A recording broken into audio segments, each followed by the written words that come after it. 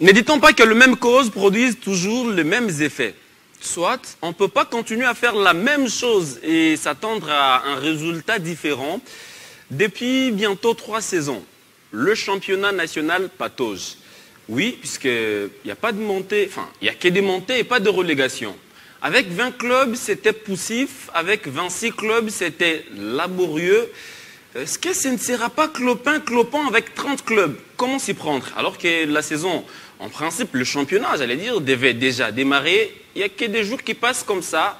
Est-ce qu'on sera en mesure, cette fois-ci, de respecter le calendrier que nous-mêmes élaborons, c'est-à-dire terminer la saison au plus tard le 31 mai 2026. Voilà des questions que nous allons essayer de soulever, mais on reviendra également sur l'actualité. L'actualité, c'est bien sûr le club congolais qui vont jouer, bien sûr, aux interclubs de la CAF. Il y a Maniema Union qui va ouvrir le bal déjà aujourd'hui, du moins pour cette semaine, mais également le FC Saint-Éloi-le-Popo. Demain, les Aigles du Congo tenteront d'obtenir leur ticket pour le 2e tour. Ce sera également le cas pour les kamikazes des Simba. Simba qui tentera de faire ce premier pas en Coupe de la Confédération. Sans oublier la liste des Sébastien des Sabres pour ces derniers virages des éliminatoires de la Coupe du Monde 2026. Mesdames et messieurs, bonjour. Vous êtes sur Télé 50. Le rendez-vous est respecté. C'est d'ailleurs un des grands rendez-vous sportifs du week-end. Très content de vous savoir nombreux de partout à travers le monde. Le temps pour moi de recevoir Gédé-Louise Koupa. C'est lui qui fait parler son cerveau. Ben, il dit tout haut ce que les autres disent tout bas et il n'a peur de rien. Enfin, ou d'être contredit. Bonjour et bienvenue. Bonjour Christian, merci beaucoup. C'est toujours un plaisir de partager ces plateaux sportifs.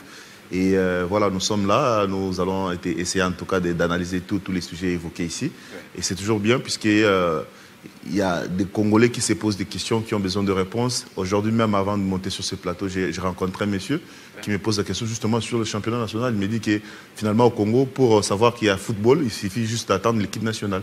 Donc l'engouement et la liesse qu'il y a à Kinshasa, il y en a que lorsque l'équipe nationale joue, lorsque le club joue, personne n'est informé, personne ne veut rien savoir, personne ne s'intéresse à ça quasiment. Et tout ça, c'est parce qu'il y a un manque d'organisation, un manque de management, un manque de profil des gens, un manque de beaucoup de choses, entre autres. Je pense que ça doit nous interpeller. Le football congolais s'émeurt, le championnat national, en tout cas, de plus en plus, il est laborieux. Je pense que c'est des questions, autour des questions qu'on doit essayer de répondre et réfléchir. Essayer un peu d'apporter aussi ce que nous pourrons apporter. Merci pour l'invitation. Merci beaucoup. D'ailleurs, je vous rappelle, il y a quelqu'un qui vous a beaucoup apprécié lors du dernier plateau avec Christian Matata, un plateau qui a été beaucoup partagé. Et il a dit saluer Gédé-Louise Koupa une fois sur le plateau. Malheureusement, le nom du monsieur, je n'ai pas retenu. Mais j'espère que j'ai transmis ses salutations. Edi Kankou Kadima, en boubou ou en bazin? C'est pas c'est moi, un peu, j'ai ces petits problèmes. Bon, je crois que c'est des bazins. Edi Kankou Kadima, qu'autrefois on appelait la voix des sans-voix, mais apparemment il a choisi son camp. Même sur sa page, on sent qu'il prend beaucoup plus position en lieu et place de la vérité. Et ses followers se plaignent chaque jour. Est-ce qu'il a changé ou il est toujours les rabbis? Edi Kankou Kadima. Égal à lui-même. Je suis resté égal à moi-même, c'est pourquoi je ne dois pas aussi changer et je dois commencer par saluer Papi Mamboléo. C'est ce qui prouve que je suis resté toujours moi. Papi Mamboléo Kiza. Je salue Papi Mamboléo Kiza, un fidèle téléspectateur de cette émission, lui qui ne cesse de nous suivre, de nous conseiller, de nous encourager, de nous faire des reproches si seulement nous avons trébuché. Merci, bonne conditions, pas d'écoute sans pas la radio, mais de nous suivre. Merci beaucoup à Papi Mamboléo qui suit cette émission notamment et sa femme qui suit aussi cette émission. Edi ne change pas, je suis du côté de la vérité. Si vous donnez aux enfants ce qu'ils veulent, vous allez rater l'éducation de vos enfants.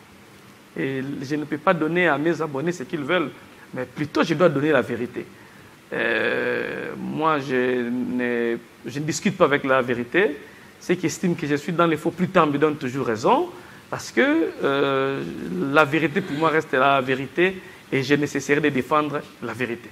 Et on dit que depuis que vous êtes proche des... Parce que moi, en tout cas, je passe beaucoup de temps à vous lire. Il y a vous, il y a Simon Valdo, il y a Gédé sur Internet, beaucoup de... Enfin, depuis, je suis proche de... Amadou Diaby, vous défendez, vous voulez dédouaner Véron Mosengo, j'ai vu un post comme ça, j'ai dit, ah, mais quelqu'un dit depuis que vous êtes... Bon. Ne répondez pas à la question. Parlons-en. Prochainement, vous allez y répondre. Je suis ouvert à faire un débat sur ça. Et l'opinion va juger. Ok. Ouais. Merci beaucoup, Eddy. Alors, vous comprenez, c'est relax complètement, c'est le week-end. Nous allons célébrer l'amour ce soir. Oui, Télé 50 sera à l'honneur. Made in Télé 50. Un mariage Made in Télé 50. Gaëtan Koubabouranzi, Chiguiré et Grace Mbombo qui se sont dit oui pour la vie. Oui, on sera là le soir, on sera là pour les accompagner dans la soirée dansante. On va trinquer, on va manger, on va se régaler, hein, parce que quand deux collègues se marient, bon, ce ne sera que de la fête. Et nous sommes très heureux, très contents de voir nos collègues se marier. C'est une chose intéressante. Alors, le temps pour moi de recevoir un troisième invité qui est avec nous, à peine arrivé. Il me dira peut-être qu'il y a eu beaucoup d'embouteillages. Patrick Osombanjate. Bonjour, bienvenue. Bonjour Christian Bokaya, bonjour également à toutes les intelligences que je viens de trouver sur ce beau plateau de Télé 50. Très ravi également de retrouver Yves Massala dit Zagalo, un ami de longue date. Donc je suis content de retrouver. En tout cas, bon, il n'y a pas eu d'embouteillage, c'est autre chose, je ne sais pas expliquer à l'antenne. Toutefois, je présente mes excuses auprès de nombreux téléspectateurs qui nous suivent de partout à travers le monde. Et on est là, on est prêt pour analyser, hiérarchiser l'actualité sportive de ce week-end. Merci beaucoup. Le temps de prendre Roger Delus Coupa. Alors là, on parle déjà des éliminatoires de la Coupe du Monde. C'est le dernier virage. Sébastien a publié la liste des 25 léopards, mais avec une convocation quand même, on va dire, avec une première présence de Afimiko Pouloulou. Ça sent quand même le relâchement. On sent que depuis la défaite contre le Sénégal, allez, c'est vrai, on est encore en vie, un tout petit peu en vie, mais apparemment, il n'y a pas beaucoup d'espoir. Bon, le football est rempli de beaucoup de surprises. Je ne pense pas que l'espoir est totalement perdu. C'est le foot, ça reste le foot, donc rien n'est gagné en avance. Le Sénégal peut toutefois faire aussi des faux pas, c'est toujours possible. Mais bon, en ce qui concerne la RDC, je crois que la RDC, c'est compliqué la situation.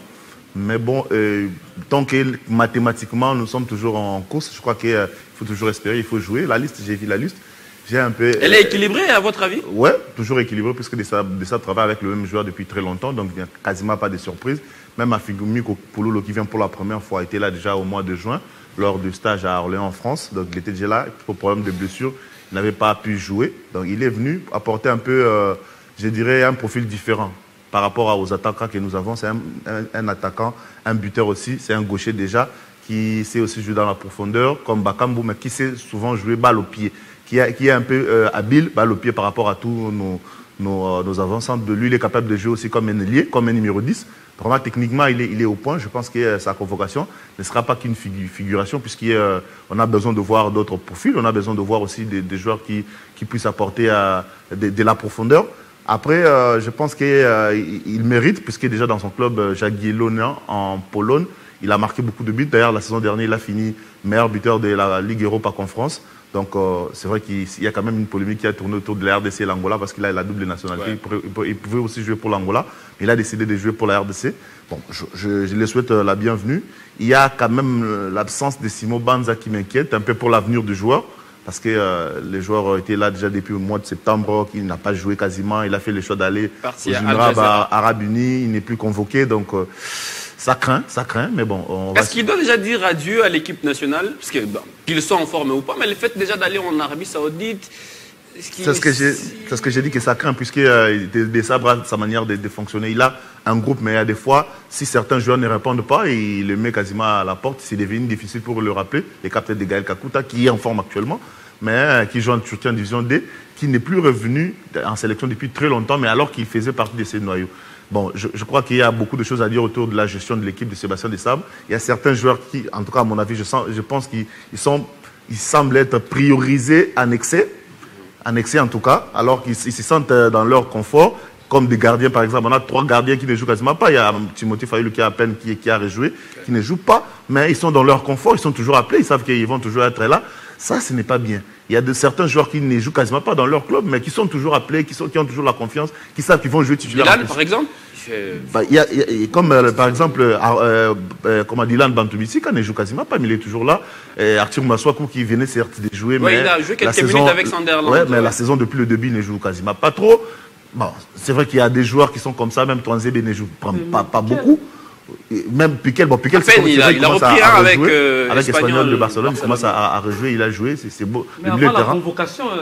ouais, il était en phase des transferts, donc c'était un peu normal, mais pour l'instant, ça commence à jouer. Mais il y a certains joueurs qui ne jouent pas, qui sont toujours appelés, et ça doit interpeller le Congolais, puisqu'on a besoin d'avoir des qualités, des joueurs qui soient capables d'être performants sur le terrain, puisque nous voulons gagner des matchs comme ça. Nous voulons gagner des matchs comme ça. Patrick, vous avez vu cette liste, c'est vrai qu'on va affronter le Togo. Si on rêve d'aller au mondial, on doit battre les Togo, on doit battre le Soudan. Cette liste, elle est équilibrée selon vous? Oui, elle est équilibrée, étant donné que les sélectionnaires, c'est la raison pour laquelle il a convoqué chaque joueur qui figure sur cette liste. Parlant par exemple des Pololo, je crois que sa présence est justifiée, étant donné que Banza, qui n'a plus joué depuis quasiment 5 mois ou 4 mois. Et à peine arrivé à... Bon, malheureusement, à chaque fois que Sébastien publie ces listes ne sont pas suivies des conférences de presse ou des points de presse. Ça aurait peut-être... ça allait nous permettre de poser des questions. Mais peut-être c'est parce que je suis dans sa tête, j'ai réfléchi. Peut-être parce que Banza vient de se trouver un nouveau club, le temps de faire tous ces mouvements. Ça risque Banza n'a pas joué depuis la saison sportive 2024-2025, donc c'est logique. Mais il était quand même là lors du dernier assemblée. Malheureusement, c'est ce qui a aussi pesé. On peut tout dire. Oui, il y a eu des choses externes qui ont influencé les résultats de cette rencontre, notamment les sabotages. Moi, j'appelle ça comme ça. Quand vous n'allez pas chercher quand même les arbitres à l'aéroport, c'est tout simplement un sabotage. Il y a eu pas mal de choses qui a caractérisé l'anarchie par rapport à l'organisation de cette rencontre. Mais sur le plan tactique ou encore technique, il y a eu également des choses, entre autres, pas mal de joueurs qui ont commencé les matchs sans avoir de temps de jeu vers leur club. Je parle de Chancel Mbemba, je parle à un moment donné, dans le football de haut niveau, ça va vous rattraper, quel que soit votre nom, quelle que soit l'expérience que vous avez. On a vu qu'à un moment donné, on a déjoué et le Sénégal a marqué. Je ne suis pas là pour répéter ou refaire l'histoire, on sait tous les résultats de cette rencontre. Parlons du Togo, par exemple, un adversaire aussi redoutable qui nous attend, bien sûr. Oui, avant, je vais d'abord terminer en ce qui concerne la liste. Moi, généralement, j'aime pas trop commenter la liste parce que je me dis que les sélectionnaires convoquent les joueurs dont tu l'estimes qu'ils vont apporter en plus au niveau de la sélection. Mais Pouloulou est là, vous n'êtes pas oublier que Yohan Wissa, qui est aussi l'un des grands absents dans cette liste, est aussi blessé. Depuis sa blessure contre le Sénégal ici, il n'a pas rejoué, même avec son nouveau club de Newcastle United en première ligue anglaise. Donc je me dis, la présence de Pouloulou est justifiée, étant donné que on avait non seulement des attaquants qui n'avaient pas de temps de jeu et puis qui ont du mal en tout cas à marquer, à scorer au niveau de la sélection nationale. Vous avez parlé tout à l'heure qu'on rêve d'aller à la Coupe du Monde. Je crois que ces rêves-là, on doit un peu relativiser. La RDC n'a plus malheureusement son destin entre ses mains, après avoir écourbé les Chines bien sûr devant le Sénégal. Donc du coup, on reste optimiste, c'est parce que chaque match a son scénario. Chaque rencontre a sa réalité, mais franchement, allez, c'est compliqué. Je ne vois pas le Sénégal tomber, mais ça reste le football, tout peut arriver. Mais là, on doit jouer à fond. Le Togo, quand on s'appelle quand même la RDC et qu'on est capable d'aller glaner un point à Dakar face au Sénégal et de mener 2-0, même si on a relâché après, on doit être capable aussi d'aller, pourquoi pas, battre le Sénégal. L'objectif reste cette fameuse deuxième place, terminer deuxième de la poule pour aller participer au barrage. Donc du coup, il faudra faire 6 sur 6 sur les 2 derniers matchs, battre les Togo, mais aussi enchaîner ici. Je ne sais pas si les matchs se jouera à Kinshasa. Moi, je proposerais personnellement. Le match c'est à Kin, je crois, à 20h. Bon, moi, je proposerais que ça se joue à Lubumbashi, par exemple, parce que j'estime que le stade des Martyrs... Merci, Patrick. Allez, Eddie Kankou Kadima. Comment on joue les 2 matchs restants? C'est vrai, quand on regarde, les chemins étaient très longs, 10 journées presque. On avait notre qualification en main. Allez, au dernier virage, pouf, on lâche. Les 2 derniers matchs, on les joue comment déjà? Avec quel état d'esprit? Avec votre autorisation, Christian Bokaya, j'aimerais ici rappeler que les U20 de Guy Boukassa, qui ont joué au Congo-Brazzaville, n'ont jamais touché à leur prime. Oh. Si. Les filles de la RDC qui jouent n'ont jamais touché à leur prime. Qui sont d'ailleurs qualifiés pour le 3e tour. Exactement, c'est de l'injustice. Et on ne peut pas construire derrière les injustices. Je dis les injustices parce qu'il s'agit des deux sélections. Les autres sont dans des bonnes conditions, l'entraîneur est dans des conditions. Combats, hein. Exactement. Je suis d'abord dans le domaine du football qui est équivalent. Oui. Desabre a presque tout. Je n'ai rien contre lui. C'est son droit. Mais on doit aussi voir, Guy Boukassa est aussi entraîneur. Les events qui arrivent là... Plaît, la faute c'est pas à Desabre. Je ne dis pas que Desabre est fautif. Ah. Je parle à la nation. Okay. Comment on peut mettre Desabre dans de très très bonnes conditions et mettre Guy Boukassa et les autres entraîneurs dans de mauvaises conditions? Boukassa avait démissionné, que je sache. Oui, mais c'est son argent. Il a travaillé. Si ses primes sortaient, Boukassa doit. Je cite Boukassa parce qu'à cette époque, c'était lui. Vous comprenez? Et on ne peut pas envisager aller en Coupe du Monde avec des situations pareilles. Il suffit que dans chaque famille, il y a des problèmes. Et ce ne sont c'est pas ces pourquoi nous les problèmes-là oncles, c'est pourquoi Non, nous les Eddie, s'il oncles, vous nous plaît. venons rappeler au papa Merci. que vous devez Mais régler c'est la là- question de tous les enfants. Mais je prends un exemple aussi. Désolé d'ouvrir cette parenthèse. Même en famille, là où vous êtes, il y a des problèmes. Il y a des oncles. Je ne dis pas que vos oncles sont contre votre réussite. Mais cela ne vous empêche pas, nonobstant leurs mauvaises dents, cela ne vous empêche pas quand même d'aller de l'avant, d'avoir des ambitions. Nous, on devrait d'abord, dans un premier temps, voir comment régler... Non, je profite de la situation pour rappeler aux décideurs qu'il y a un dossier, au ministre des Sports, il y a un dossier qu'il faut régulariser. Okay. C'est comme si c'est un dossier facultatif. Ça peut ou n'est pas arriver. Alors que nous, la sérénité qu'on voit quand il s'agit des Léopards A, ça doit suivre pour les autres sélections. Ça, c'est de 1. De 2, l'entraîneur ne doit pas dire comment je veux, moi, je vois. C'est lui le patron du staff. Mais il faut qu'il y ait... La nation congolaise doit suivre ce qui se fait au niveau de l'équipe nationale à travers la direction technique nationale. Notre représentant, c'est le DTN, qui doit s'asseoir avec les techniciens après un match, analyser ce qui s'est passé, les choix, et puis demander à l'entraîneur pourquoi il y a eu ça au nom de la nation. Est-ce que cette direction technique existe? Elle existe bel et bien avec Est-ce les qu'elle dames. fonctionne? Elle fonctionne. Est-ce qu'elle a les moyens de sa politique? Pour tenir une réunion avec un sélectionneur, J'ai l'impression qu'on veut improviser des choses parce on que n'improvise on a rien. perdu. On n'improvise rien. Merci Eddie, revenez. Si cette direction technique ne fonctionne pas, comme vous le dites, mais je vous confirme que je suis passé 4-5 fois au bureau, j'ai trouvé Mesdames Moussadou dans son bureau. À la FECOFA, je confirme également que... Je l'ai trouvé dans son bureau en train de travailler. Merci Eddie, revenons. Allez les voir. Moi également, si vous permettez, je confirme aussi que cette direction technique nationale fonctionne bel et bien. C'est quoi la politique du football congolais? Mais malheureusement, en ce qui concerne la réunion dont vous évoquez, ouais. c'est probablement impossible parce que, vu le pouvoir qu'on a donné à Desabre, voilà. J'ai bien peur qu'il refuse même de répondre à l'appel du directeur technique c'est ça le problème. national. Loin de moi l'idée de le faire... Et les questions évoquées tout à l'heure par GD, c'est-à-dire, les choses, c'est l'entraîneur seul. Alors qu'il est sélectionneur-manager. On voit un joueur qui fait un match dans le Léopard, après on le vend en Arabie Saoudite. Bon, c'est aveugle, ce n'est pas aveugle, on ne sait pas. Le pouvoir du sélectionneur-manager, c'est bien, mais ça doit profiter aussi à la nation. Et les craintes des GD, ce sont des craintes tellement normales. Merci Eddie, malheureusement, vous n'avez pas répondu à ma question. Je posais la question de savoir comment on joue. Mais c'est les éléments que je te donne, malheureusement, tu ne veux pas. On joue comment? Non, mais restons sur le terrain. On joue sur base des erreurs des matchs passés. Merci. Constatées lors des réunions des techniciens. Maintenant, la dernière question. On ne joue pas sur base des humeurs du sélectionneur. On joue sur les options. J'ai vu une réunion à la fédération après les matchs RDC Sénégal. Toutes les commissions qui ont pris part ont tenu une réunion d'évaluation. Toutes les commissions. Et ont pris de nouvelles mesures pour les matchs qui arrivent. S'il vous plaît. Oui, moi j'attendais des sanctions. J'attendais voir les gens du côté technique. Eddie, non, s'il vous plaît. Il y a eu une réunion. S'il vous plaît, vous gardez la main avant qu'on parte du côté technique. Il y a eu une évaluation. Avec tout le débordement, la désorganisation qu'il y a eu au stade. Les sanctions sont lesquelles? S'il vous plaît. Oui, allez-y, commence d'abord là-bas avant de parler d'une évaluation technique. Ah, ok. Je ne suis pas sur une évaluation politique. La FECOFA n'a pas une justice pour arrêter les gens. La sanction peut être 6. On nous a dit qu'on va identifier, on a identifié les gens qui ont cassé, qui ont saccagé. C'est à la justice. Merci beaucoup, Eddie Kankou. Merci. S'il vous plaît. Non, on avance, le temps. J'ai fini. Avec votre, vous avez déjà fini. Coach. Allons-y. S'il y a eu une évaluation technique, où est-ce qu'il y a eu une évaluation technique? On doit évaluer techniquement. Je crois que c'est la conséquence d'avoir une fédération qui n'existait pas. Voilà. Comment est-ce que vous voulez demander, on a un comité de normalisation. Comment est-ce que vous voulez demander des comptes à Sébastien Desabre alors qu'il y a une fédération qui n'existe quasiment pas? Ça ne fonctionne pas sur tout le plan.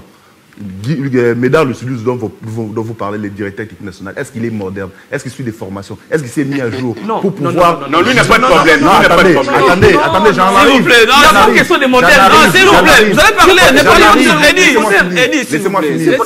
S'il vous plaît. En fait, j'enlève une réunion ne parlez pas tous au même moment. Vous avez parlé, vous avez écouté. Écoutez-les. Je ne parle pas de la personne de Médard Lucilius, je parle de la direction technique nationale. Est-ce que cette direction technique s'est mise à jour? Est-ce qu'elle a les compétences pour qualifier, pour juger un entraîneur de la trempe de Desabre, par exemple? Desabre à quelle trempe?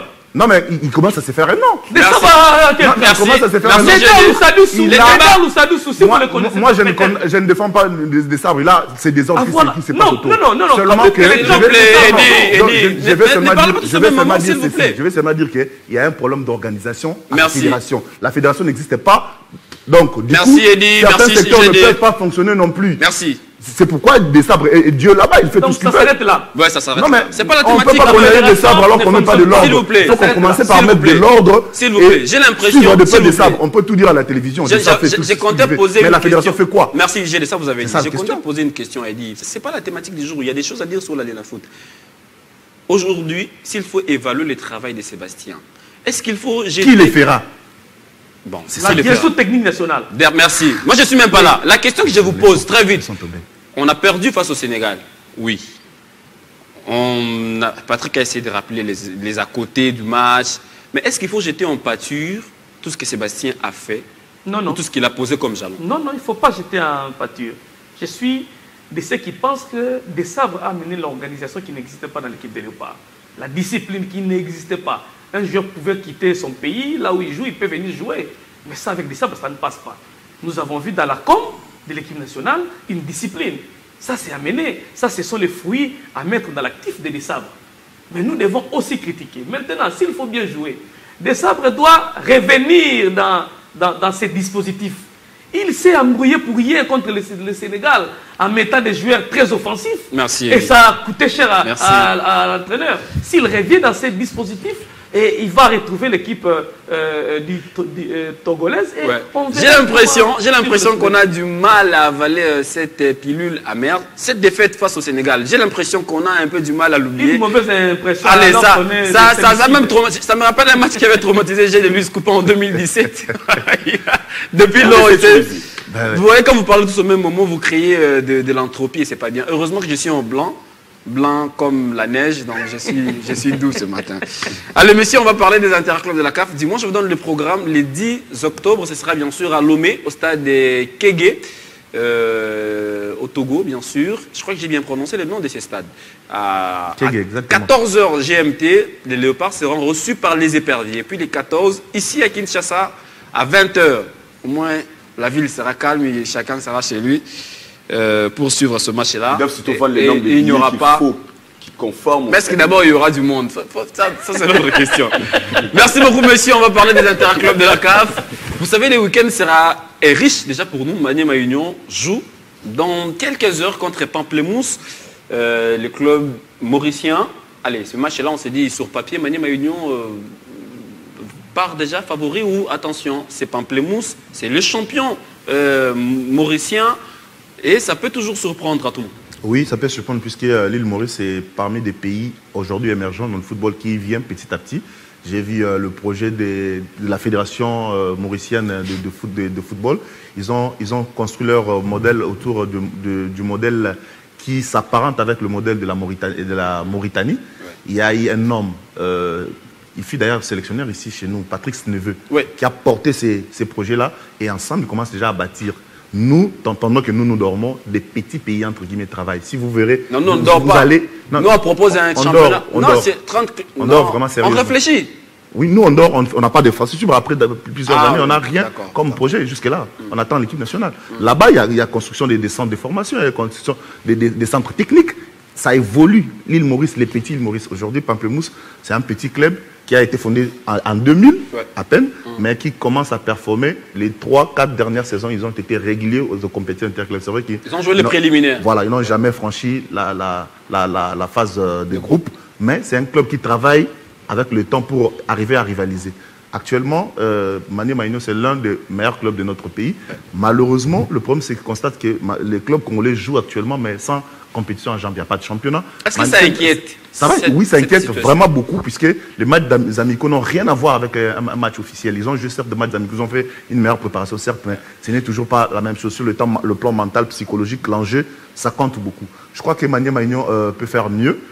Parce que l'expérience est là, au vu de l'expérience, les stades de martyrs, c'est à leur cause. Mais attention, la surprise peut arriver chez Pamplemousse. Je crois que Maniema a des armes, mais je suis en train d'être méfiant.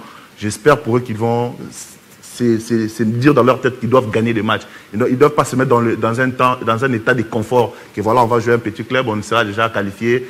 Les noms ne comptent plus, donc il faut être prêt. Le coach d'ailleurs, Papi Kimoto, l'a aussi rappelé qu'il faudrait être prêt, il faudrait être mentalement prêt vraiment pour jouer ce genre de matchs, parce que c'est toujours des matchs pièges. Et moi, je suis sûr que Maniema peut faire quelque chose. Mais attention, attention, je souligne que cette formation vient d'un pays émergent et des joueurs de qualité aussi. Donc il faut suivre de près. Allez, il faut suivre ça de près, mais Maniema Union, vous avez suivi sa préparation lors de la pré-saison.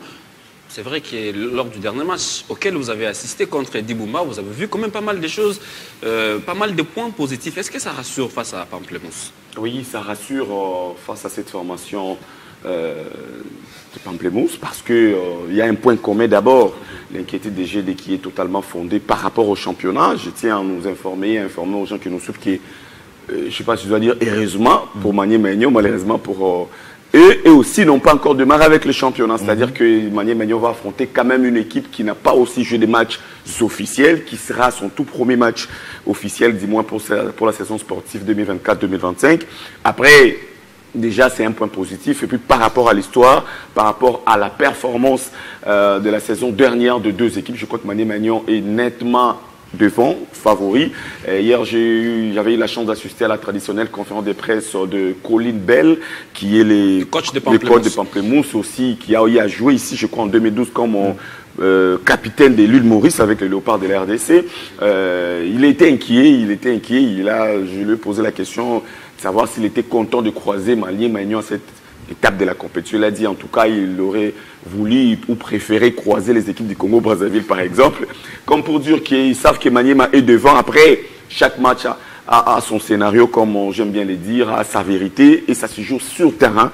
C'est à la formation des Maniema Union de rester concentré. Cette équipe qui a aussi un tout petit peu perdu ou libéré, si vous voulez bien, quelques cadres. On a assisté au match quand même. C'était une très belle opposition.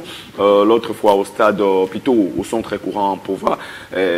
Papi Kimoto l'avait rappelé, l'a encore rappelé hier à la traditionnelle conférence de presse. Et on le sait, on le sait tous, c'est pas un scoop que les matchs amicaux ne remplacent jamais le match officiel sur le plan émotionnel, sur le plan tactique, sur le plan technique. Il y a des choses qui m'ont voulu voir dans des matchs officiels pour réajuster avec son équipe. Malheureusement, on croit que Maniema Union va donner les meilleurs de lui-même. Pourquoi pas gagner avec un écart considérable déjà. Je ne suis pas en train de dire que Pamplemousse viendra avec une expiatoire cet après-midi au Stade des Martyrs. Mais je me dis quand on s'appelle quand même Maniema Union et qu'on a été à la phase des groupes de la Ligue des Champions la saison dernière, on se retrouve la saison suivante. On est obligé à faire mieux. En Ligue à la Coupe de la Confédération, qui est une compétition en dessous de la Ligue des Champions. On doit quand même mieux faire. Kimoto l'a rappelé l'autre fois pour terminer que l'objectif était d'atteindre. On l'écoutera d'ailleurs, merci beaucoup. D'aller en phase. On écoutera Papi Kimoto qui a tout organisé autour au niveau communicationnel. J'espère que merci beaucoup cet après-midi. Eddie Kankou, mais ça inquiète un peu au stade. Ça gagne difficilement. On a vu les Aigles du Congo face à Rivers United. C'était poussif. Est-ce que cet aspect pourrait aussi rattraper Maniema Union ou les stades des martyrs qui n'apportaient pas bonheur depuis un temps aux équipes congolaises? Quand je parle de Maniema Union, j'ai toujours tendance à dire que nous attendons les dossiers TAS pour Mazembe. J'ai tendance. Faut oublier. Un journaliste n'oublie pas. Non, parce que la place de Maniema, c'est la place que Mazembe devait prendre. Et on nous disait toujours, attendons l'État. J'ai tendance. Alors vous ne voulez pas la paix. Hein? Bon, faut fumer les calumets de la plus paix. que moi. Fumez, monsieur. Bon, je fume. Ouais, fumez. Au fait, River et Pamplemousse, ce ne sont pas les mêmes équipes. Et River a quand même une expérience par rapport à l'équipe de Pamplemousse. Mais attention, au football moderne, il n'y a plus de petites. Vous pouvez être mal accueilli et puis on vous flanque 2 billes et puis c'est fini. Hein. Ça peut arriver. Il faut toujours rester prudent. Mais dans la balance, Maniema Union pèse plus que l'équipe des Pamplemousses. Déjà, en interclub, on ne voit pas les équipes des Seychelles arriver à une étape de la compétition. Île Maurice, Seychelles, Madagascar, ce sont les pays que nous ne voyons presque pas. Même les Ghana, on ne voit pas arriver à tout moment. Ah, moi, Berkoum. Non, attention. Il y a 2 saisons, il y a un club club ghanéen qui a joué les demi-finales. Non, je parle de la régularité, comme c'est le cas, plutôt, comme c'est le cas avec d'autres pays. Ouais. On est forcément voir une équipe égyptienne, une équipe marocaine, une équipe de l'RDC, les Cameroun. Aujourd'hui, c'est la Tanzanie également. Voilà, et maintenant c'est Soudan, Tanzanie, parce que c'est là où le football a maintenant une adresse. Donc, déjà, je sais que Maniema va gagner. Et maintenant, ça reste la constatation de Maniema, comment ça va se jouer sur les terrains. Les stades des martyrs portent malheur? Non. Comment est-ce qu'un stade peut porter? C'est juste un constat. D'ailleurs, j'ai su aussi contre Osomba qui estime que le match de l'Opa doit aller se jouer je ne sais où. Le match doit se jouer sur le stade de l'État. Donc, on ne peut pas... Non, le Lubumbashi est un stade de l'État, bien sûr. Oui, ça appartient à l'État. Parce que ça répond aux exigences de la FIFA, ça aussi.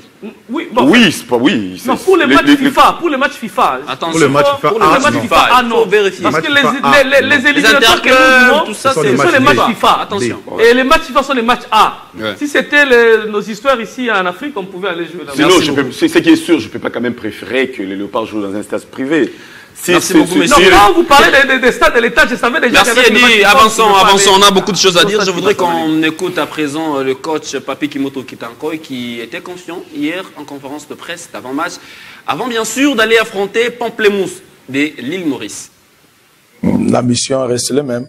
Il faut d'abord faire tout ce qui est possible et se qualifier pour ces premiers matchs. Et voilà, et on va prendre les rencontres les unes après les autres, et voilà. Mais l'ambition est d'aller le plus loin possible. L'équipe se porte très bien. On a une longue période de la préparation. On s'est déplacé en Namibie pour aller faire notre pré-saison là-bas. On a eu presque 2 mois de préparation. Tout s'est très bien passé comme prévu. Maintenant, la compétition, c'est demain. Ça va commencer. C'est là où on va voir si l'équipe est prête en compétition. Mais aux entraînements, aux matchs amicaux, on a fait tout ce qu'on pouvait faire pour être prêt demain. Donc on attend demain et voilà. Rien, moi j'ai toujours l'habitude de dire rien ne remplace la compétition. Et que ce soit nous, que ce soit notre adversaire aussi, je pense on n'a pas encore commencé nos championnats, d'après les infos que j'ai. Donc de toute façon, l'équipe, on va se savoir demain qu'est-ce qui va se passer, mais nous, on est prêt à aller au combat.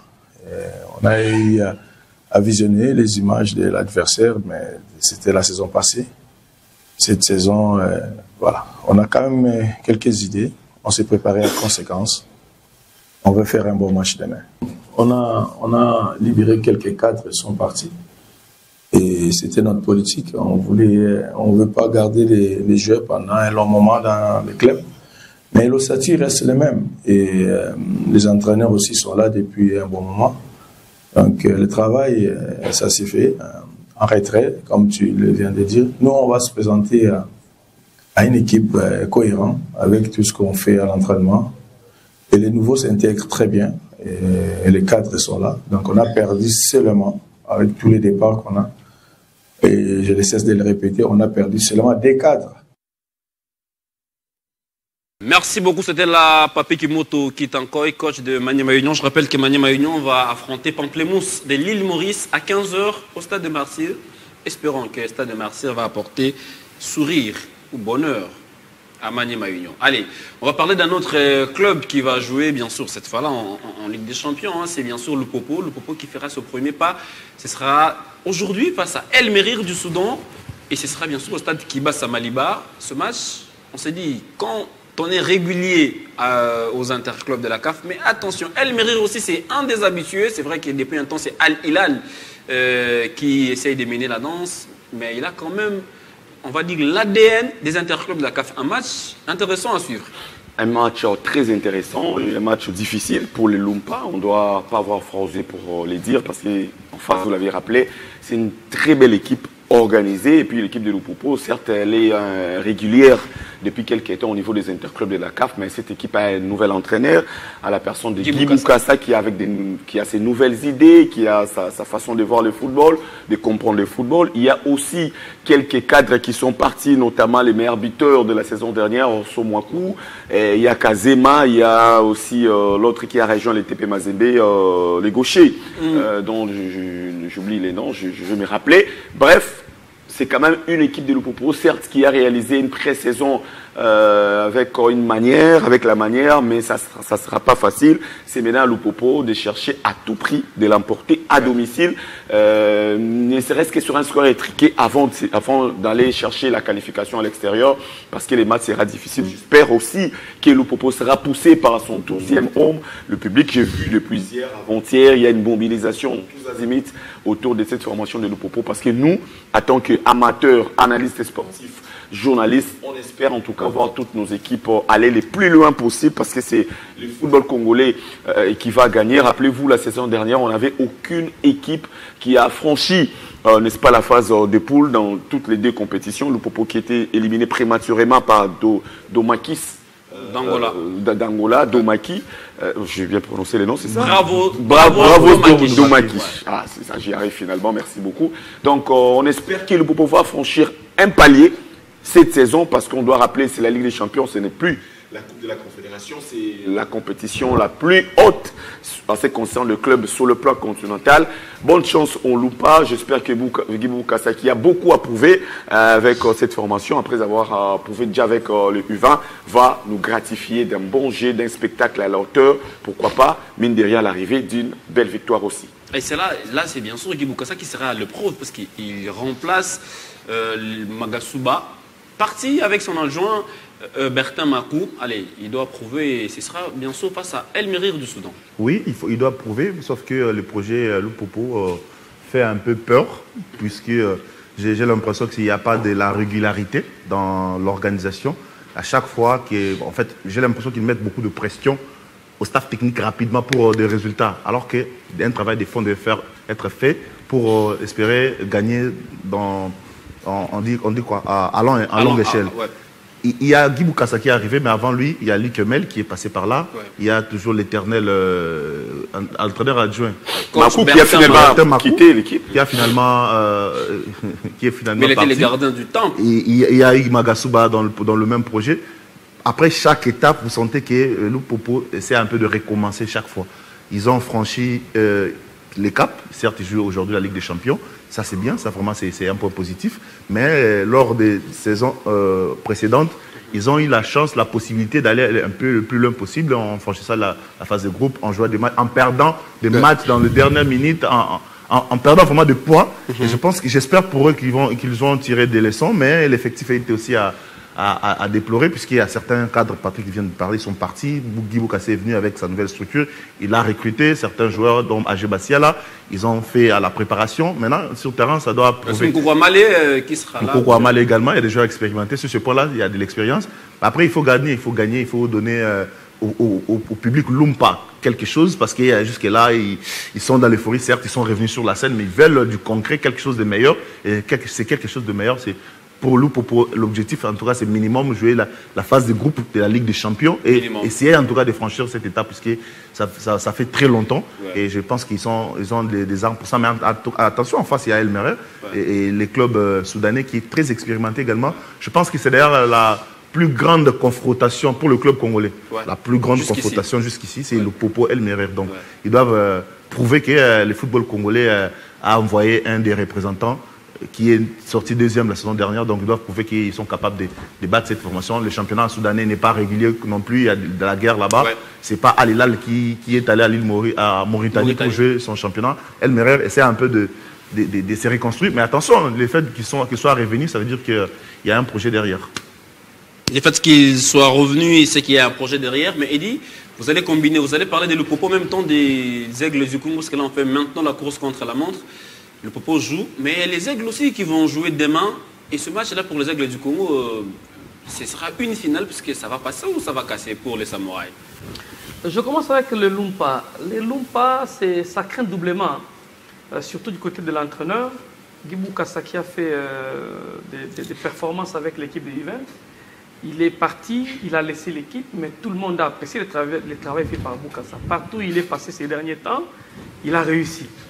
Maintenant, il arrive chez Lupopo où chaque saison, 2 saisons déjà, l'équipe a joué la phase des groupes. Et en jouant la phase des groupes, l'équipe quitte la compétition sur des petits détails. Ils n'ont pas suggéré une rencontre à la dernière minute, on marque un but, Lupopo est parti. Et l'équipe, les cheminots laissent toujours une bonne impression, malgré les moyens de l'entraîneur et du président. Mais le côté coaching faisait un peu de défaut. Comme je venais de dire tout à l'heure, le projet Lupopo repose sur quoi? On ne sait pas. Ça, maintenant, Boukassa arrive et Boukassa a tout intérêt, avec tout ce qu'il a prouvé ailleurs, d'amener les Lumpa les plus loin. Les plus loin pour Boukassa, c'est de franchir la phase des poules. D'abord, d'arriver au niveau de la phase des poules, de jouer et de passer la phase des poules. Ça sera une réussite. Pas seulement ça, mais avec manière. Maintenant, une autre inquiétude, Mazembe a dépouillé Lupopo. Mazembe a dépouillé Lupopo de tous ses bons joueurs. Quand on a seulement attendu un politicien dire qu'on avait... Non, mais Lupopo aussi a recruté. Peut-être parce qu'on n'a pas eu le temps d'écouter Guy Boukassa. Guy Boukassa a même justifié que l'avantage qu'il a, c'est d'avoir des joueurs qui ont moins de 24 ans. Ça aussi, c'est... Oui, c'est très bien, important. Mais il y avait des joueurs qui formaient déjà une dynamique, qui ont joué avec l'équipe. Mais des joueurs aussi. Kazema... Quand vous avez dans des cadres, équipe, pas des moindres. Quand vous avez dans une équipe Mika Miché, Patou Kabangou, mais attendez, s'il vous plaît. Non, partout est parti. Mais j'ai dit, donc, on parle de ces Lupopo-là. À l'époque, quand vous avez Patou Kabangou, Mika Miché, aujourd'hui. Non, je parle des cadres qui sont partis chez Mazembe, qui constituaient déjà. Vous avez Patou Kabangou, Mika Miché, vous avez Issa Mampeko. Lupopo devient un tout petit peu. Avançons, il est temps. A monté une équipe à son goût. Mais il a parlé des jeunes joueurs. Ouais. Mais quand vous avez des jeunes, ils viennent aussi pour apprendre. Il faut mixer cette jeunesse à une ossature, une expérience. Il y a Maxwell Djumekou qui est là, il y a les gardiens de but, il y a... J'espère que... il y a des j'espère que les joueurs piqués... Issa Mampeko qui est toujours là. Oui, j'estime que les joueurs partis dans Mazembe ne vont pas... Allez-y, parlez des Aigles du Congo, Eli, très vite. Mais ce sont des joueurs sans ambition. Comment tu peux quitter un club qui joue à la Ligue des Champions pour un club qui n'est pas qualifié? Ben voilà, ils sont pas ambitieux. Ils sont sans ambition. Revenons, Eddy. Les Aigles du Congo. Les Aigles du Congo, pour moi, c'est une première participation. Ouais. Je ne serai pas très exigeant envers l'équipe des Aigles du Congo. Et même si après cette rencontre, ils étaient éliminés, je pense qu'ils ont fait l'essentiel. Ils ont mérité. Le match ici à Kinshasa, ils ont joué, ils n'ont pas encaissé. C'est une première, ça reste dans l'histoire qu'après 2 ans d'existence d'une équipe, et cette équipe a joué la Ligue des Champions. La Ligue des Champions. Ouais. Et l'équipe est éliminée au premier tour, sans être humiliée. Mais je pense que l'équipe peut aller aussi créer de la sensation à l'extérieur, nous ramener une victoire en déplacement et une qualification pour les Aigles du Congo serait un exploit. Mais je pense qu'une élimination serait l'essentiel. Merci beaucoup. Oui, on est à 5 secondes. Les Aigles, un petit mot, parce que c'est quand même une équipe qui fait la fierté de l'RDC, les champions du Congo. Au stade des Martyrs, les Aigles n'avaient pas du tout démérité. J'ai trouvé les garçons un peu mous, moins confiants, même quand il fallait frapper, notamment Makosi, en dehors de la surface, il hésitait, il voulait être altruiste. Et apparemment, personne ne voulait marquer ces buts victorieux pour permettre aux Aigles du Congo d'aller l'emporter. Mais je crois que pour ces matchs retour, certes, l'équipe des Rivers United, sur le plan de l'expérience, en a plus que les Aigles du Congo. Mais je crois que c'est possible que cette équipe des Aigles du Congo puisse nous ramener la qualification. Il faudra commencer les matchs avec la motivation d'aller marquer ces buts très vite. Après, ils vont laisser les espaces quand on a la vitesse associée au dribble des Matobo et l'expérience de Kiko Mamouchinga, les savoir-faire de Linda Tanguay, les maîtres à jouer de cette formation. J'espère qu'il va commencer parce qu'on doit rappeler qu'au Stade des Martyrs n'avait pas commencé les matchs. Il était un peu souffrant. On l'espère à 100% pour ces matchs retour. Je crois que les Aigles du Congo peuvent faire un exploit, voler encore un peu plus haut pour nous gratifier d'un spectacle à la hauteur. Donc, bonne chance à cette équipe. Avec son secrétaire général Olivier Plengongo qui sont déjà de ce côté-là pour aller chercher la qualification pour les prochaines. Ça craint un peu pour les Aigles? Ça craint pas du tout. Donc ils n'ont rien à perdre de toute façon. Donc ils vont jouer, qu'ils jouent leur football, qu'ils ne se mettent pas la pression. C'est vrai que la pression va toujours arriver d'un moment à l'autre parce que les supporters des DCMP, les supporters des V-Clubs, la concurrence qui est derrière Loyal dans le football veulent à tout prix. J'ai vu Stade des Martyrs chanter contre les Aigles. Bah oui, c'est le football. Et je suis encouragé l'équipe adverse, je suis content. Non, c'est le football. On ne peut pas contrôler tout le monde. On ne peut pas obliger un supporter. Tout à fait. C'est le football. Il est libre.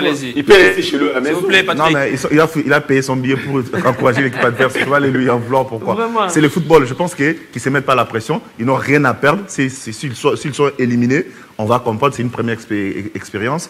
Mais s'ils arrivent à se qualifier, c'est chose que moi, je suis un peu convaincu de dire qu'ils peuvent créer l'espoir parce que j'ai l'impression que le football congolais, sur le plan national, ça ne carbure. Ce n'est pas que de clubs, hein, même des équipes nationales. Lorsqu'on joue à domicile, on se met une pression incroyable. C'est comme s'il y a des spectres, on n'arrive pas à s'exprimer. Mais lorsqu'on joue à l'extérieur, on joue libéré, sans pression, on joue bien. En tout cas, l'équipe nationale a prouvé.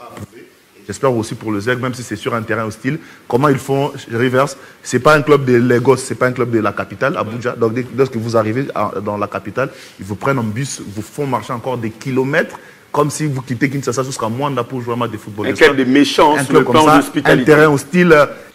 Il faut jouer avec, c'est en Afrique, c'est comme ça. Il faut contourner toutes ces complications pour, bien évidemment. Absolument, ils doivent faire quelque chose. C'est le haut niveau. Ils ont le moyen pour rivaliser. Déjà que ces clubs-là, ici à Kinshasa, a été nul, excusez-moi de le dire, ils n'avaient pas d'arguments. Alors, souffrez que vous ne parliez pas du match Simba-Djabal. Alors là, on va faire un tour du côté des Lubumbashi, bien évidemment, pour retrouver un autre confrère qui est avec nous en ligne. Il s'appelle Marc Nkomba. Marc qui préfère nous parler, bien sûr, de l'organisation de ce match. Marc, bonjour, vous êtes en direct avec nous. Alors, il y a les Aigles du Congo qui vont jouer dimanche, il y a Lupopo qui joue ce samedi, mais également Maniema Union. Mais vous avez préféré nous parler plutôt des Simba, des Kolwezi qui recevra Djabal du Comore. Dans quel état d'esprit les Kamikazes préparent déjà cette rencontre? Bonjour Christian, bonjour à l'ensemble de l'équipe avec vous sur le plateau des Télé 50 et donc ici dans les Hauts-Katanga, principalement à Lubumbashi. Donc le climat est caractérisé par les interclubs de la CAF, bien entendu, parce qu'il n'y a pas seulement le football club Santola Le Popo qui joue, mais il y a également la formation des Simba de Kolwezi, donc laquelle formation jusqu'ici n'a pas des stades pour voilà disputer ce match dans un de ces stades. Et c'est fait, cette équipe chère à l'excellence Sufi Masuka Saini a opté pour le stade tout-puissant Mazembe Anglebert et donc les nombreux supporters de cette formation sont obligés même de se déplacer pour venir ici à Lubumbashi pour supporter leur équipe parce que ça joue Djabal du Comore. Bien entendu, ces deux équipes sont toutes novices dans les interclubs de la CAF, mais au moins la sensibilisation elle est au rendez-vous. Donc on l'a vu justement avec le coordonnateur du bureau des liaisons du Lolaba dans les Hauts-Katanga, l'honorable député national Shekem Alanji Swena, qui a eu à disponibiliser beaucoup de billets, on va dire, plus de 1000 billets, donc pour que les stades soient remplis, mais aussi il y a différentes délégations qui viennent, bien entendu, des Kolwezi pour tout simplement assister à cette explication tant attendue au stade de la Kamalondo. Au moins, on va dire que l'ambiance est festive. On espère très bien que le stade sera très bien rempli ici à Lubumbashi. Mais Marc, est-ce que les Kamikazes disposent des moyens nécessaires pour faire un résultat positif ce dimanche face à Djabal? Merci Christian, mais au moins vous êtes sans ignorer que Simba est à sa toute première participation, mais au moins nous savons ce qui s'est passé donc dans les championnats nationaux de la Lina Foot. C'est ce qui s'est passé, on va dire, on ne peut pas oublier l'aspect selon lequel les équipes n'ont pas la compétition dans les jambes, mais on estime très bien qu'avec les différentes explications à l'amicale, l'équipe pourra bien faire l'essentiel. Et donc aujourd'hui, parce que écoutez, c'est quand même un match à domicile, il y a le 12e public qui sera au rendez-vous. On espère très bien que le stade de la Kamalondo sera plein à craquer, et ça sera l'essentiel, en tout cas l'avantage pour cette formation chère à l'excellence Fifi Masuka Saïd. Mais au moins la mobilisation elle est faite partout en République démocratique du Congo, et d'autant plus que il y a même le droit télé qui a été payé par l'honorable Cheikh Malongi Swana, mais aussi l'excellence Fifi Masuka Saïd, pour que ceux qui vont rester à Colosi puissent suivre cette explication en bonne et due forme. Merci beaucoup Marc. Alors, puisque vous avez parlé de la Lina Foot, nous aussi sur ce plateau, on va y revenir. Merci à vous. On se retrouve bientôt. D'ailleurs, on sent que la ville est ensoleillée de votre côté. Merci beaucoup Marc. Merci Christian, merci à tous ceux qui nous suivent depuis Kinshasa sur les plateaux des Télé 50. Merci beaucoup, c'était la marque un combat confrère depuis Lubumbashi, ce qui nous amène d'ailleurs à parler de la Lina Foot, monsieur, parce qu'il y a moins de temps, il nous reste pratiquement 10 minutes, 30 clubs pour la saison 2025-2026. Apparemment, le même cause risque encore de produire les mêmes effets, puisqu'avec 26 clubs, on n'a pas pu terminer ce championnat à temps. Déjà qu'on est au mois de septembre, le mois d'octobre bientôt, donc on n'a toujours pas de calendrier, il n'y a rien comme... qui nous rassure que le championnat va débuter d'un moment à l'autre. Les clubs ne savent pas comment se préparer, déjà affronter leurs prochains adversaires. C'est compliqué, c'est compliqué. Je me demande comment, dans quelle magie nous allons faire en sorte que cette saison soit meilleure. Est-ce qu'on a tiré des leçons? J'ai l'impression en tout cas non, puisque la saison dernière s'est jouée. C'est vrai qu'il y a finalement... Les matchs ne sont pas joués comme prévu, puisqu'il y a eu le problème des temps. On a très mal géré la saison. Et les mêmes erreurs risquent encore de se produire cette saison. Ça risque encore d'être pire, puisqu'on a déjà perdu 2 mois, quasiment. On n'a rien fait. Il n'y a pas toujours de calendrier. Et le temps de démarrer le championnat avec le nombre qui est encore... le nombre exorbitant de clubs, ouais. Ça risque encore d'être un vrai problème. Pourquoi la Lina Foot n'arrive pas à mettre en place une formule pour... Pourquoi la FECOFA? Parce que là, c'est la FECOFA qui propose. Oui, ouais. J'en viens à la FECOFA. Je commence à la Lina Foot, puisque la Lina Foot organise aussi les championnats. Bien évidemment. Au bout d'un moment, la Lina Foot ne doit toujours pas dépendre de la fédération à 100%, puisqu'il y a certaines choses, c'est de leurs prérogatives. Je crois que la Lina Foot, cette fois-ci, s'ils ont décidé de mettre 30 clubs, je pense que c'est une très mauvaise idée, puisque ça va nous rattraper, ça c'est certain. Sur le plan organisationnel, ça va poser problème. Ça va vraiment poser problème. Et à la fédération, n'en parlons même pas. Au début, je disais ici qu'il n'y a pas de fédération. Nous n'avons pas de fédération. Le comité de normalisation qui est venu là n'arrive pas à mettre en place une bonne organisation. Ils ont eu la mission de normaliser, de mettre en place des conditions pour aller aux élections. Ça pose toujours problème. Du coup, ils sont obligés de gérer. Et lorsque vous gérez, vous ne savez pas respecter parfois les textes, respecter la ligue qui est votre entité subdélégataire, ça pose problème, puisqu'il y aura toujours problème dans l'organisation. Et ce sont les présidents de clubs qui en souffrent, puisqu'ils mettent des moyens. J'ai d'ailleurs lu sur les réseaux sociaux une publication du président des Aigles, Vidi Echimanga, qui a fait des calculs sur le nombre de dépenses qu'ils font la saison. Pour un seul joueur, il arrive à 70 000 $ pour la saison, un seul joueur. Donc à peu près les chiffres qu'il a proposés. Donc ça montre qu'ils mettent beaucoup d'argent, ils sont ambitieux, ils dépensent beaucoup. En retour, ils devraient quand même être mis dans de bonnes conditions, qu'il y ait quand même de l'organisation autour. Il n'y a pas que lui, il y a beaucoup de présidents comme ça. Et s'il n'y a pas de relégation, je ne vois pas pourquoi il faudrait commencer à jouer les championnats s'il n'y a pas de relégation. La saison dernière, c'était 20, on est monté à 26, je crois. Cette saison, c'est 30. La saison prochaine, on va arriver à 40 ou comment? Des grands pays, il y a certains grands pays, déjà que nous avons un problème, on ne sait pas déplacer, c'est déplacé dans presque toutes les villes au vu des conditions des avions, etc. Mais la formule a été revue. Mais pourquoi rajouter encore le nombre de clubs si déjà, avec moins de clubs, nous avions eu des problèmes? Au bout d'un moment, j'ai l'impression vraiment qu'on réfléchit toujours à contre-courant. On réfléchit à contre-courant, puisque là, c'est un problème, un autre problème qu'on va se créer et l'État nous en dira plus parce que nous allons voir les championnats qui va se jouer, qui va s'arrêter. Ça, c'est certain. Ça, c'est une certitude. Boukaya, je suis vraiment inquiet, je dirais même navré. Je ne comprends pas. Je me pose la question de savoir, mais pourquoi on doit rajouter les clubs, le nombre de clubs chaque saison? Je vais aborder un peu dans les mêmes sens que j'ai des Coupa. Des pays européens qui ont les infrastructures, qui ont les moyens, dont les clubs ont leur propre stade, des bus, des avions. En Belgique, par exemple, il n'y a pas plus de 20 clubs dans les championnats. En Espagne, il n'y a pas 25 clubs. Même en France, il y a 18 clubs. Mais comment expliquer, nous, entre guillemets, je dirais pas, je ne parlais pas de pays pauvres, mais sur le plan footballistique, bien sûr. On n'a pas grand-chose. On n'a pas des infrastructures, nos équipes n'ont pas des avions, il n'y a pas de moyens de déplacement. J'y reviens parce qu'on va me dire que non, l'Europe et tout sont des pays développés. J'y reviens même en Afrique.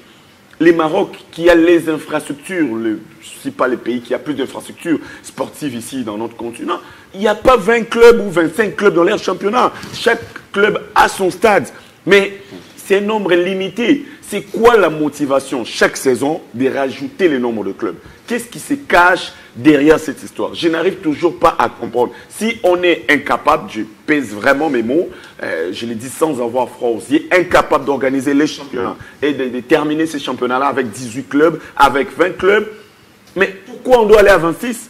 Et on ne s'arrête pas là, on va aller maintenant à 30 clubs. C'est de l'anarchie totale. Je ne sais pas comment est-ce que ces gens-là réfléchissent avant de prendre ce genre de décisions, étant donné que non seulement sur le plan du transport, sur le plan organisationnel, il y a un problème, même sur le plan spectaculaire, parce que finalement, en voulant de mettre trop de clubs, vous amenez les clubs qui n'ont pas le niveau de la Ligue 1. Après, vous allez dire que non, il n'y a pas de spectacle, mais il n'y aura pas de spectacle.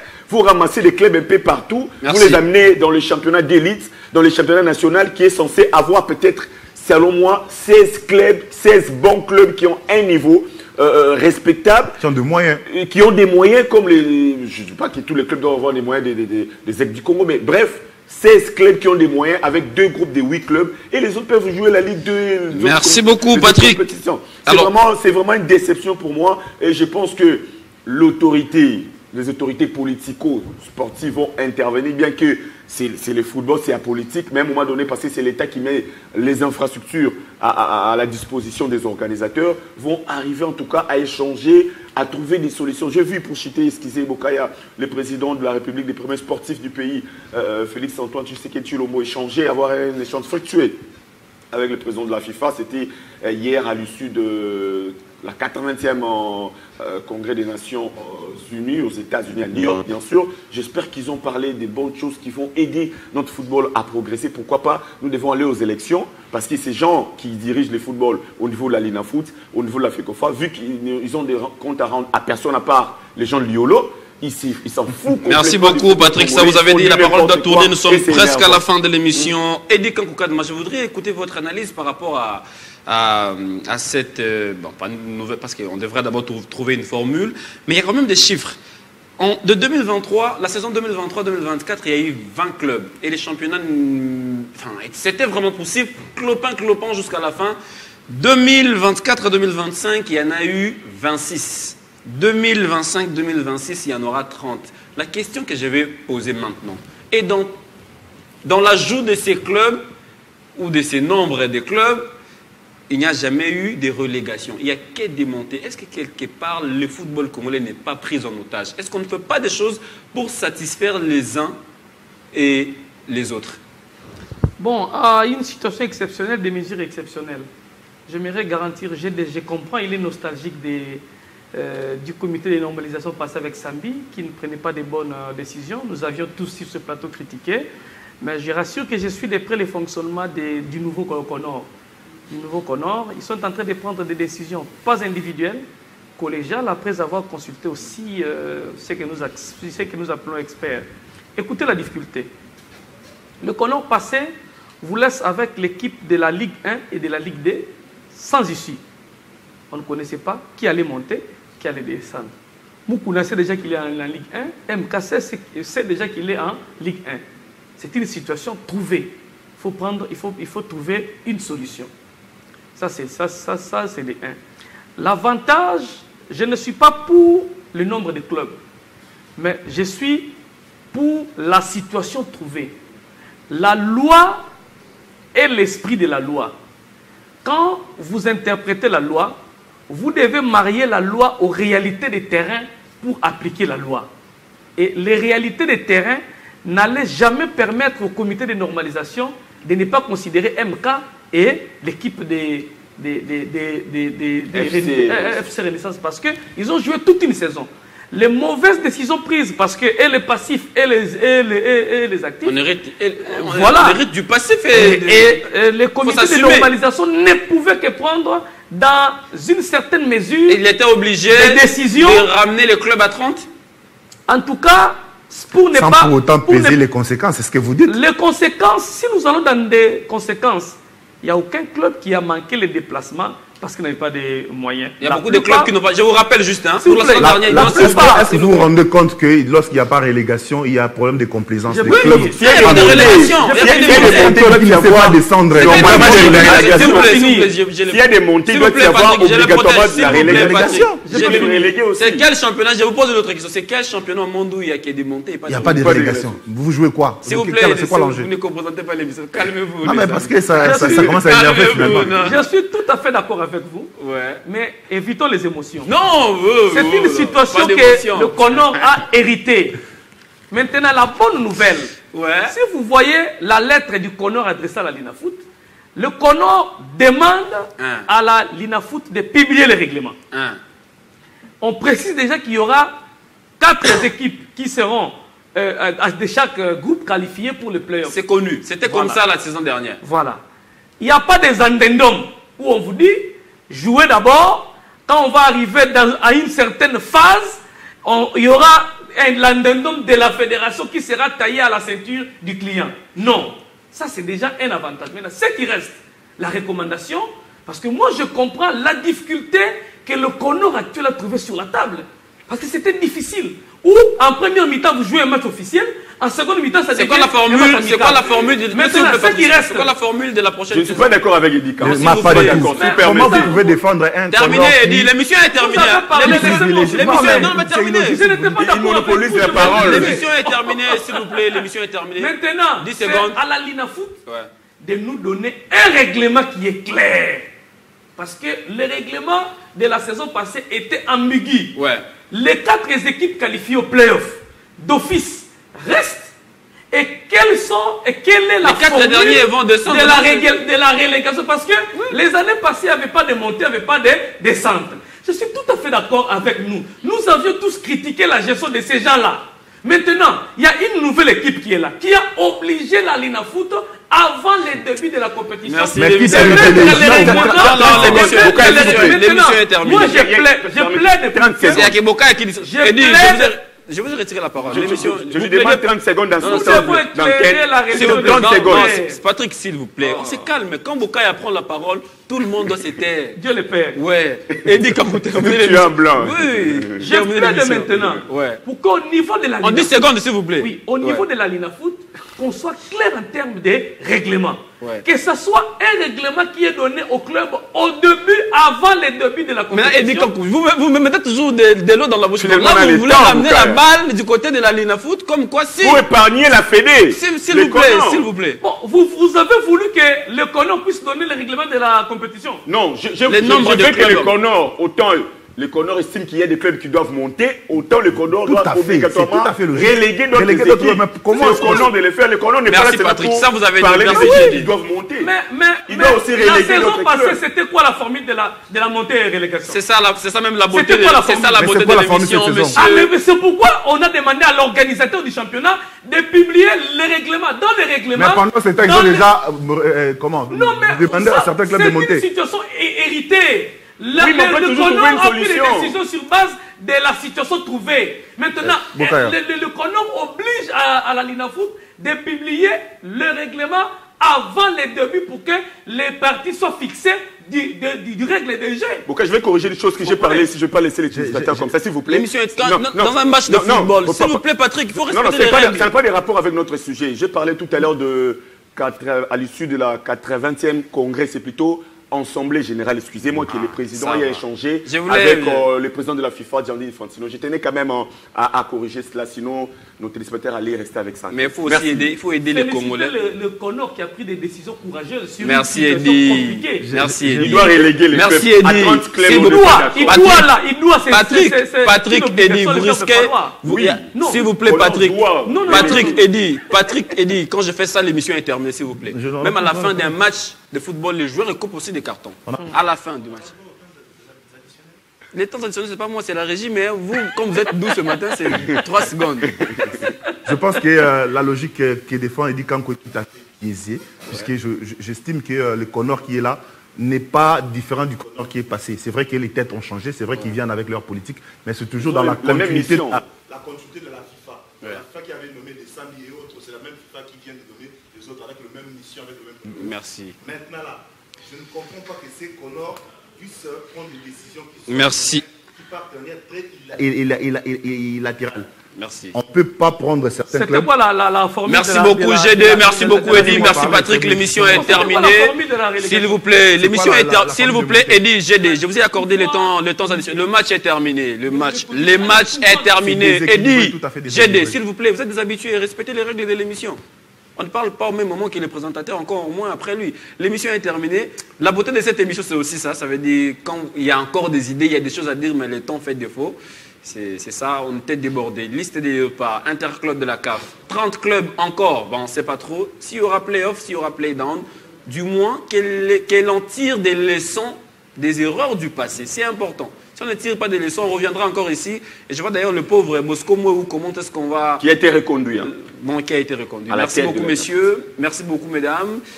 Merci beaucoup à toute l'équipe technique autour de Kadi Mouelou à la régie finale. Eric Mwamba était derrière toutes les caméras. Dédé Sanso a été à la prise des sons. On se retrouve la semaine prochaine. Les débats continuent chez vous. Du moins, nous attendons le calendrier pour la nouvelle saison. Mais n'oubliez pas que les clubs congolais vont jouer ce week-end. Et déjà Maniema Union, qui sera au stade de Martyr, qui accordera son hospitalité à Pamplemousse. Djabal FC sera reçu par Simba dimanche. Même chose pour les Aigles du Congo qui feront un tour du côté du Nigeria pour être reçus par Rivers United et Lupopo qui affrontera bien sûr El Merir du Soudan. Ce sera bien sûr dans quelques heures également, hein, parce que ce sera au stade de Kiba Samadiba. L'émission est terminée. Merci beaucoup Eddie, merci GD, merci Patrick. Merci aussi à vous, chers téléspectateurs. On se retrouve la semaine prochaine. On se quitte quand même avec cet élément du tournoi Simba Doudou Cup, dont les portes de la deuxième édition vont se refermer ce dimanche. Les sportifs, bref, la ville d'Uvira tout entière reste en suspens jusqu'à ce dimanche 28 septembre 2025. Le chef-lieu province du Sud Kivu vivra la grande messe du football avec la finale de la deuxième édition des Simba Doudou Cup, plus grand tournoi interquartier de la province, si pas du pays, organisé par la fondation Simba Doudou. Le quartier Kalundu, champion en titre, s'est qualifié en finale après la séance de tirs au but face au quartier Yamianda en demi-finale sur un score de 4 tirs contre 5 après un nul d'un but partout durant le temps réglementaire. Pendant que son adversaire, le quartier Gombe 1, a eu son billet pour la finale après avoir arraché la victoire de 4 buts à 3 contre le quartier Kavimvira dans les derniers instants de la demi-finale qui a opposé les deux quartiers pourtant menés par 3 buts à 2 jusqu'à la 87e minute. Suite à ces victoires, Kalundu et Gombe 1 vont alors batailler lors du match final de Simba Doudou Cup, deuxième édition. Ça sera ce dimanche à 14h30 au stade de l'unité d'Uvira. Pour rappel, en 2023, la première édition a opposé les 17 quartiers de la ville d'Uvira. Le quartier Kalundu s'est distingué jusqu'à gagner la coupe contre le quartier Gombe 2 en gagnant en finale par 1 but à rien.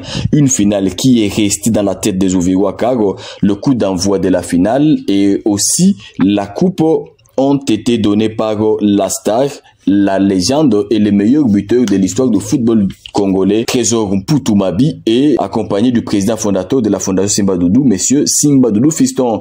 Dimanche 17 septembre 2023, Kalundu avait gagné le quartier Gombe 2. Dimanche 28 septembre 2025, qui de Kalundu ou de Gombe 1 réussira à sortir du stade de l'unité avec la grosse mallette?